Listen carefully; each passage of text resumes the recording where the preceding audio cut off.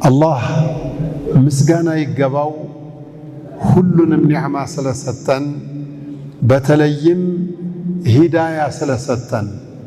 በዚህው አሁን ቁጭ ብለን በምንማማርባት ሰዓት ላይ ዚና የሚሰሩ ሰዎች አሉ፣ ኩፍርም ሽርክም የሚሰሩ ሰዎች አሉ፣ ሰውን የሚበድሉ፣ ሰውን የሚገሉ፣ ሐቅን የሚረግጡ፣ የአላህን ሐቅ የማያውቁ እጥፋት ላይ ያሉ ሰዎች አሉ።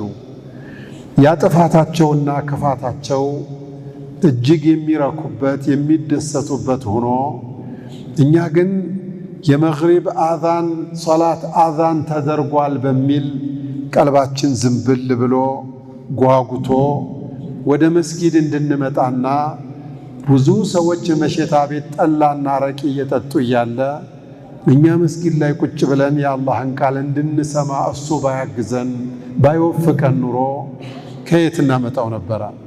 አልሐምዱሊላህ الذي هدانا لهذا وما كنا لنهتدي لولا أن هدانا الله። ምስጋና ለአላህ ይገባው።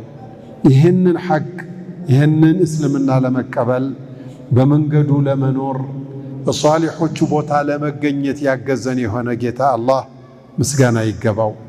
እሱ ባይሻለን ባይወፈቀን ኑሮ ቀጥተኛውን መንገድ ባይመራን ኑሮ ምኑን ከምኑ እናደርገዋለን? አቅም የለን፣ መላ የለን፣ ጉልበት የለን። ላ ሐውለ ወላ ቁወተ ኢላ ቢላህ አላህ ነው እንጂ አቅም ያለው የሰው ልጅ የለምና